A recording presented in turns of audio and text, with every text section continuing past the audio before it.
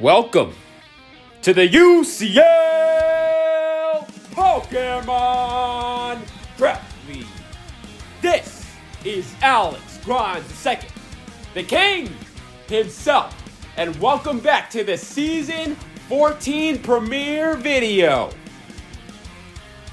This week, we are joined by Fatboygenius, the leader of the Buffalo Sableye, and the runner-up for Season 12 UCL. He's also the lead editor of the UNN UCL News Network. How you doing? It's an honor to be here, Alex. Can't wait to watch these games with you and see how the league ends up. Now, as you know, the league is now split into two conferences, not based on skill, just evenly spread out the members, half and half.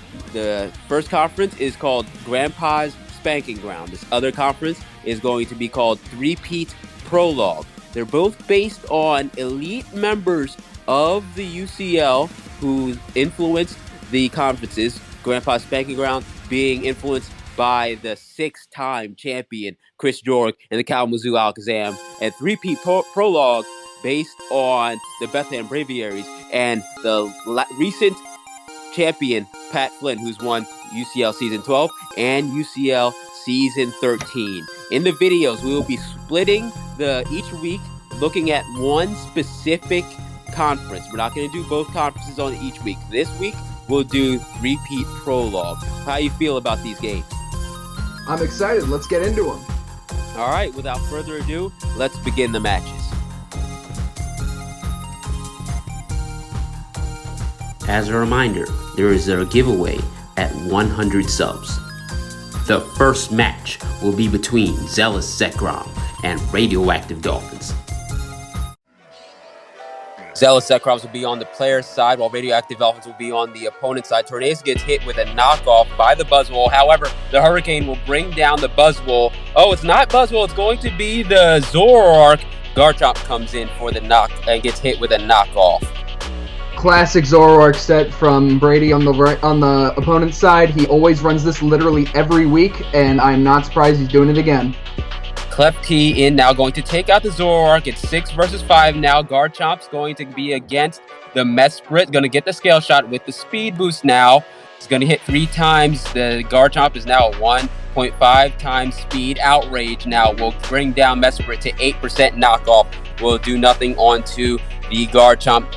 Mesprit is out of there for the Klefki, who gets an immunity off on Garchomp, who gets a confused. Very cool tech there with the Magnet Rise. That Magnet Rise is one of the coolest things I've ever seen in the history of this league. It's so cool. Haven't seen that ever in the UCL yet, but that Magnet Rise is going to force the Garchomp to come out to leave for the Heatran. The Mesprit's going to be brought down to 1%. The Eruption will take out the Mesprit, bringing the game back to 5 versus 5. Garchomp versus the Garchomp sitting at 1%. Garchomp Mega on the Radioactive Dolphin side will be sacrificed for the Garchomp on the side of Zealous Zekrom. Here comes Radioactive Dolphin's favorite Pokemon of all time, Buzzwole. I've seen several figures of it in his room, and he cannot be trusted with it.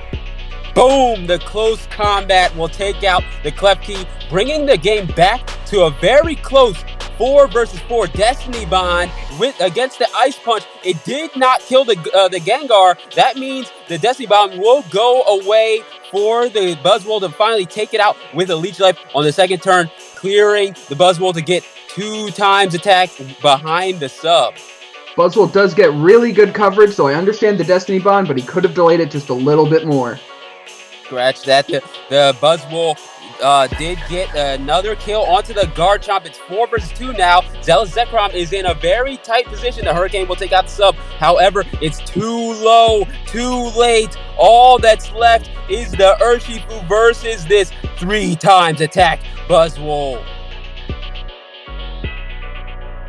Finally, the acrobatics is not going to be enough for to kill the Togekiss. Supersonic Strike will take out the Urshifu. That's going to be it.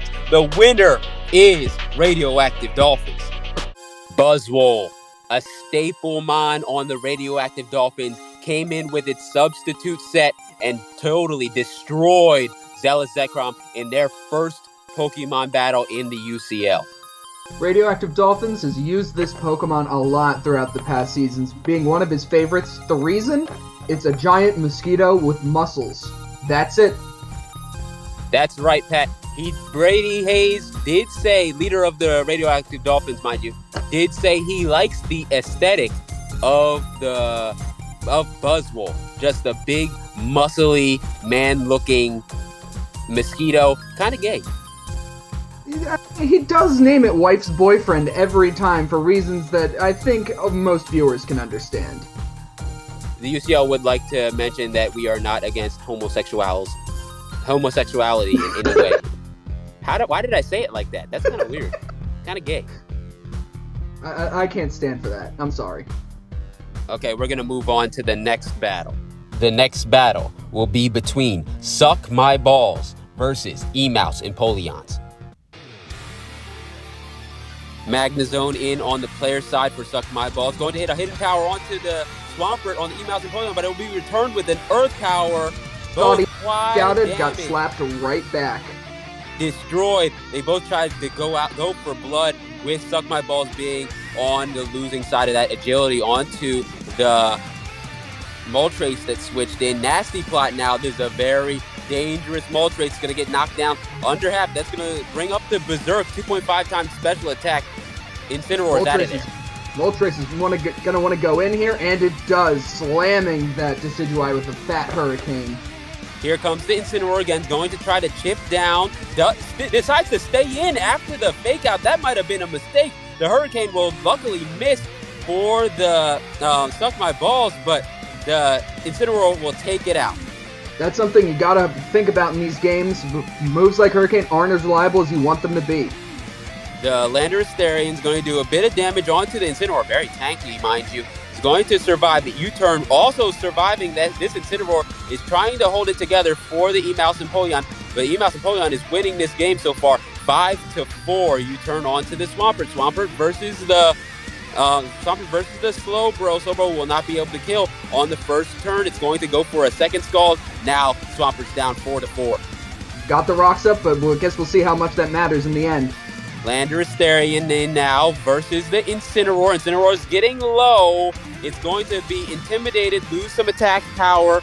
Now the Zapdos is in versus the Landorus Therian. Knocks off the heavy-duty boots. Surely. All right, the Diance's going to come in here while the hidden power will do nothing onto this Mega Diance. That's the dice you gotta roll sometimes. In comes Incineroar again. My favorite Pokemon being used as a tool here, and there it goes.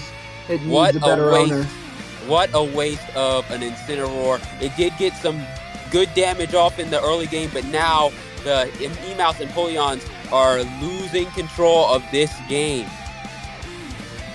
Here we got the Flux-Mon you don't see very often, but it seems to be doing some decent damage this game, taking out the Lando. Yeah, that's pretty big.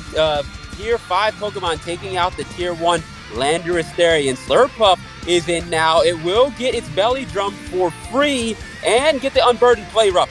It just destroys the Mega Latias. It didn't stand a chance. Play Rough again. Zapdos. This is going to be it. There's nothing that the E-Mouse and Polion can do. Drain Punch. Bring back the Slurpuff to 100% to style on him. It's going to be game there. The winner is Suck My Balls.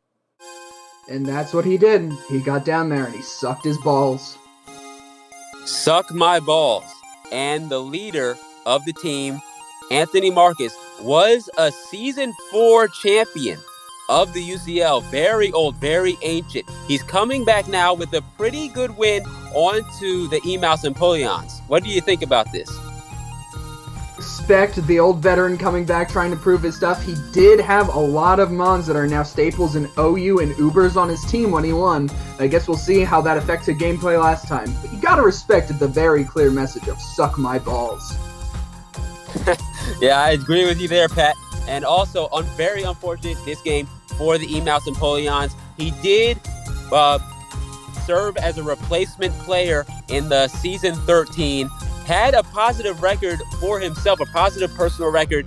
This is going to be his first full season of the UCL in Season 14. We're going to hope for the best. He didn't come out on top this game. What did you think about it? Compared to season, I think he did a very good job. He definitely beat the crap out of me on our match, but we're going to have to see how he lasts the whole season, and if he keeps disrespecting Incineroar like this, we're going to have some words. Well said. We're going to move on to the next battle.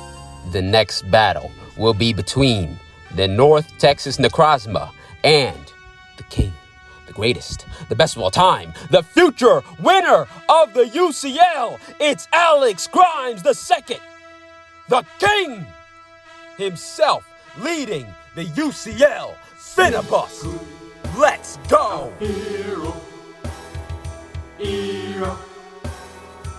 The king demands the player side, while North Texas Necrozma gets the opponent's side. Taunt onto the Shuckle. The taunt's going to be taken away with a mental herb, and the taunt gets set down a second time while the infestation comes in. Nasty plot onto this Persian. This is a very peculiar Persian set. It's going to be hit with another infestation. Water Pulse will not do half damage. It's going to be hit with another infestation that... The Persian is down to 0.5% health. The Shuckle will get a Toxic off onto the Persian, crippling it even more. I mean, take a look at these sets here. I mean, this Persian set is undeniably hype, but that Shuckle just makes me want to cry. The Zapdos Galar will take out the Persian. Stealth Rock will be set down on the Finibus side. Shadow Ball onto the Necrozma. It crit, but it did no damage. Dragon Pulse will do big damage onto the Latios in return. It's going to go for a default just to get rid of the Stealth Rocks before the Heat Wave destroys Big Pharaoh, the Pharaoh Thorn, and now the Finibus side only has 3 Pokemon left. You've got a long way to go here, Alex, to make up that ground. The king always has something in the pocket, and here comes number 4. Meanie will kill the Telmai. It is 4 versus 3. The Scald barely does any damage onto the Infernape. He goes for a Thunder Punch, taking the Quillfish down to 14%. It's going to get hit with another Scald, but it's going to stay alive. And here is the 3rd Thunder Punch. Will take down the Quillfish, bringing the game to 3 versus 3. Altaria is in. The Infernape is going to get out of there. Electivire in now. Dragon Dance onto the Mega Altaria. And the Mega Altaria goes first and kills the Electivire. Here is the Infernape. Infernape misses the Gong Shot. Oh, you've always got to cringe when something like that happens. That was probably the only chance that the Finibus that I had to win the game. Double Edge with the Pixelate will win the game for North Texas Necrozma. I'm hurt. You played lame. You won. You won for real. Yeah, in the end, I think I won at heart, but I was defeated when I feel like I should have won. And I have to ask. I think I'm going to ask him. I think I'm going to ask him in real life. Who does he think he is? Going against the king like that? How dare you think? First season, coming in like that and just hurting the king? Kind of disrespectful, to be honest. Extremely disrespectful. Kind of a disgusting individual, if you ask me. I bet you he doesn't shower every day. If I do say so myself, he is very, very nasty, mean, disgusting individual. I guess we'll have to see what happens the rest of the season with him. We'll have to keep our eyes on him. I'm here with North Texas Necrozma leader Oakin64. I have a very important question for you. Who do you think you are? Who do you think you are to beat the king? I'm Oakin. Okay. So you're Oakin. So being Oakin allows you the right to beat the king. You think you're special? You think you're nice or something? You think you're good? I'm nice at the game, so I deserve to win. And yes, I do think I'm nice. I think I can play this game quite well. Yeah. Right, sure, kid. We'll see how you end up. We'll see where you land. Okay, because you're not taking my playoff spot. Whose playoff spot you taking? You're not taking mine. So whose playoff spot you taking? Where you ending up? Because you're not taking my spot. I think I can get that top half finish, maybe top 3. Top 3. He said top 3. He said that he would be better than the king. Top 3. Please. I missed Gunk Shot. We'll see where you end up. We'll see. The next battle will be between Christian Sand Kirums and Bethlehem Braviaries. Christian Sankiris will be on the player side, while Bethlehem Braviaries will be on the opponent side. Vault switch onto the Rodon while I get a text from my mommy. I'm sure she's a lovely woman, but it's time to commentate, not text her. I'm going to have to talk to her later. The Thunderbolt will bring down the Arcanine to 42% after leftovers, but the Arcanine returns the favor with the Flamethrower. Immunity from the Silvally ground will take out the Rodon with the Shadow Ball. Tornadus Therian in, gonna hit the Hurricane, does not confuse, and the Thunderbolt from the Silvally will do big damage. Here comes the Supersonic Strike, and it will take out the Silvally ground, bringing the game to 5-5. Oh, fine. He is hitting those Hurricanes.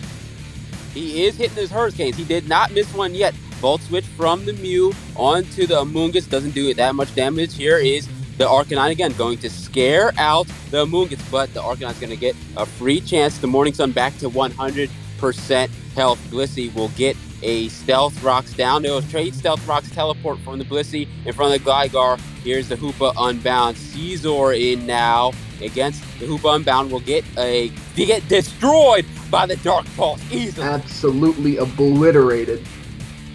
Completely destroyed. He's gone. Not going to be in the rest of the game. Amoonguss versus the Mew has a double switch spec tech there. The Volt Switch and the U-Turn. Here is the Arcanine again, going to finally hit a Flamethrower onto its intended target, but the Spore will put that Arcanine to sleep. Hoopa Unbound again. Arcanine will not wake up on that turn. Hoopa will get a free hit in, do big damage with the Dark Pulse. Arcanine does not wake back up. This will be it for that Arcanine. It is 5 versus 3 in favor of Christian Sankiris. Commissioner really taking it to the double champ right now. Let's see if the double champ can make up this ground. Inteleon's going to U-turn out in front of the Amoonguss. Amoonguss will get killed off by the Mew, who decides to finally do some damage instead of support now. It will have a Cobra Berry and stay alive, get the roost off in front of this Tornadus Therian. Tornadus will get a Nasty Plot off, but the Mew is now, it missed the Hurricane, and the Volt Switch will bring down the Tornadus Therian to 24%. Inteleon's back in. Now that's that you always gotta hate, especially when you say you hit all your Hurricanes. Definitely when you say that you can do something and then you lie, you get called out for it. Now the Inteleon does nothing to the Blissey. Blissey will get a teleport off, Shell Smash onto the Cloyster in front of the Gligar. Will Gligar be able to do anything? It's going to be a White Herb. Here comes the Z-Power Continental Crush. That's super effective here. It will take out the Cloyster. No sweep for the Cloyster. It's 3 versus 3. The Bethlehem Braviaries have brought this game back in, but no, the Hoopa Unbound doing big damage this game will kill off the Gligar. It is 3 versus 2. Volt Switch onto the Inteleon. Inteleon's going to just be a lamb to the slaughter. It will die. There's only one Pokemon left. And then it comes down to this. In comes the Blissey, which pretty questionable. Hits the U-turn. What's the commissioner thinking here? I have no idea. I don't know. People have just been styling this week, just bringing in the last Pokemon for no reason at all. Instead of the Hoopa going to completely destroy the Mew, instead the Blissey comes in with a Shadow Ball and starts taking down the Mew's special defense. Just a clear show of blatant disrespect to the champ. You may have 2 championships under your belt, but I'm the commissioner here, and I say who wins and loses. He's putting his foot down now with a Shadow Ball. Blissey will close out the game 3-0. The Bethlehem Braviaries might as well have just forfeited. The winner will be Christian Sankiris. Gotta be wondering if there'll be some roster tweaks after a play like that. Hoopa Unbound was the star performer of this game, coming in doing a devastating 321% damage onto the Bethlehem Braviaries team. You gotta be, it's kind of shocking that the Bethlehem Braviaries lost their first match. Yeah, the champ 2 seasons in a row. I faced him 2 seasons ago in our Pat v Pat matchup. He only lost one match last season, and on his record there was one forfeit. So you gotta be thinking that a loss this early in the season is gonna be hurting his mental. Yeah, it's definitely going to be hurting his mental. You gotta think this is the first game. You want to have a very good, clean start, and the Bethlehem Brave Berets losing this game. You gotta question yourself: is Pat Flynn's time up as the leading runner, the front runner of the UCL? Only one man has three-peat the UCL championship, and that's Chris George. We'll have to see if Pat Flynn has what it takes to meet those heights. Yeah, Bethlehem Brave Berets definitely needs to step it up and step it up big time compared to this showing if he wants to get that second three-peat. The next battle will be between Jamie Trainer's Bulky Boys and the Metropolis City Gold Carps. Jamie Trainer's Bulky Boys will be on the player side, while Metropolis City Gold Carps will be on the opponent's side. U-turn while the Zatu gets a light screen. All right, Obstagoon's in, going to knock off onto the Fortress, who is going to get parting shotted by the Obstagoon behind the light screen. In here comes the Moltres, reflect and light screen up now. Fortress is going to get out for the Wigglytuff, who easily tanks up that special attack. You gotta see, there's seemingly two screeners on the opponent's team. Is this like a thing that they have specifically for a reason, or did they just have two mons they didn't know what to do with? We're going to have to figure that out as the game goes on. Moltres in against the Komala. Defog will get rid of the two screens. This U-turn will come out back into the Zatu, who started it off. Going to go for another reflect. U-turn onto the Moltres. Obstagoon in yet again. This is a cycle that's going through. U-turn super effective against this. Obstagoon take it down to 55%. Parting shot onto the Vileplume. Switch after switch coming in this game. No one's really committing to anything right now, just throwing out, seeing if things work. I guess we'll have to see who finally pulls the trigger and decides to do things. The Ice Punch will freeze that Fortress. It's still going to sit as a wall there. Wigglytuff is in now versus the Moltres. Again, Jirachi in now. Toxic will be immune by the Jirachi for the second time in this game. Ironhead does a little bit of damage behind the Reflect. Heal Bell will thaw out the Fortress now. Another Ironhead bring Wigglytuff down to low health. It does flinch. This might be the end for Wigglytuff. Wigglytuff's going to get out of there for the Komala. And another Ironhead will only do 20% damage onto the Komala. That Reflect is doing some work there. Maybe it was worth bringing it on two mons. It's gone now. The Zatu's back in. Most likely will set it up again. The Reflect first. It maybe should have put light screen up if it did have it. The flamethrower will do big damage onto the Zatu, and the Magic Bounce will stop the Defog from doing anything Future Sight onto the Jamie Trainer's Bulky Boys side, while the Zatu is burning alive. It's going to get out of there for the Low Punny. U-turn onto the Low Punny from the Moltres. Keldeo Resolute now. It's going to double switch back into the Moltres. Here comes the Mega Low Punny. Fake out this. Very glinting damage onto the Moltres, but the Future Sight will do big damage. Return now will take out the Moltres, take out the first Pokemon of this game. The Mega Lopunny does get a burn. A classic for the Jamie Trainer Bulky Boys. Turn 23 is when the first Mon drops. It could have happened a little sooner instead of playing lame. I hate stall players. I hate them. Disgusting individuals, if you ask me. The close combat will take out the Komala in favor of the Obstagoon. Obstagoon will be ticked down from that Guts burn here. Here's the fake out. This is a good matchup for the Mega Lopunny. The Obstagoon definitely cannot survive here. The U-turn will secure the kill onto the Obstagoon, bringing the game to 5 against 4 here in favor of Metropolis City Gold Carps. But the hidden power fire from the Sceptile will bring the game back to even. I think Jamie Trainer's Bulky Boys got a little bit of the edge here, especially with that burn on that Megalophony, but we'll have to see how this ends up. Okay, now the Mega Sceptile is sitting behind the sub, but the Pollen Puff from this Tier 5 Vileplume will do some damage and take out the sub, causing the Mega Sceptile to get out of there. It did not have what it takes to kill the Vileplume. Zatu's going to be sacrificed with that Ice Punch. This is probably a choice. No, it had an Assault Vest. I forgot about that. The Jirachi's going to get out of there, and so it doesn't take too much damage from the Mega Lopunny. Back into the Wigglytuff. in front of the Mega Sceptile. It's going to be sacrificed here. Now it's only 2 versus 4. The Jamie Trainers Bulky Boys has turned this game around. Yeah, these are some... Looking at Jamie's team right now, there are some staple mons like Jirachi on his roster, but this looks like a much new roster for the veteran trainer. It looks like this is going to be it here. The fake out does not kill the Sceptile. That means Sceptile is going to move first. It was able to kill the Vileplume, and now the Mega Lopunny didn't stand a chance. That's going to be it. The winner is Jamie Trainer's Bulky Boys.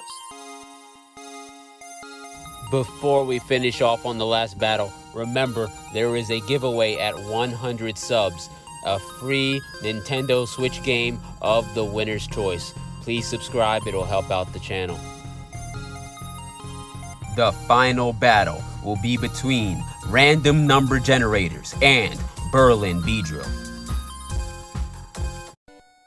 Random number generators will be on the player's side, while Berlin Beedrill will be on the opponent's side. Lycanroc will get out of there in favor of the Rotom Wash. The Hydro Pump will do a little bit of damage onto the Rotom Wash, and instead switch into the Grimmsnarl, who gets Volt switched on into the Cobalion. This is a classic Grimmsnarl from the Berlin Beedrills. It's been on this team the last few seasons, and it seems to be a set similar to what he's brought the past few seasons. He's going to get a Reflect Off and Thunder Wave onto the Cobalion. That maybe not the intended target. However, the Reflect will set up carry potential for this Mega Beedrill. Mega Beedrill takes out the Cobalion. It is 5 versus 5 now. But a bad move there. The Shadow Ball will take out the Starmie that switched in. And now the second Shadow Ball, Beast Boosted, will easily take out the Berlin Beedrill's carry. Kartana's in now. Threatens to outspeed the Blacephalon. Goes for a knockoff onto the Rotom Wash. Rotom Wash sitting there, taking taking what it can, throwing out its Will-O-Wisp. A very seemingly bulky Rotom Wash here. It's witching out quick back into the little dog here, eats that Freeze Dry, and then in return smacks Cryogonal in the face with a close combat. Super effective close combat there. The Lycanroc will not do that much damage onto Kartana. Resisted. It will be sacrificed in the end. Here is the Rillaboom now, sets up the grassy terrain, going one-on-one with the Kartana. It survives the Beast Boosted knockoff, and the Superpower will take out that Kartana. There's only one Pokemon left. Another staple of the Berlin Beedrill is Galvantula coming in, trying its best to take out the opposing team. Trying to keep some differential there. He's going to bring it down to 3. Here's the Blacephalon. Surely it will. The Blacephalon moves first with the Flamethrower. This was a very decisive game for random number generators. Random number generators came in, was trading momentum and Pokemon back and forth until finally got the upper hand. With that, Blacephalon took out 2 easy Pokemon, and at that point, the snowball was just rolling and rolling until Berlin Beedrills ended up losing the game. Good work on random number generators. A very classic showing from the veteran team here, but they do seem to randomly quit for no reason in the middle of the season. Hopefully they can keep their mental safe and go to the end this time. Unfortunate match for the Berlin Beedrill.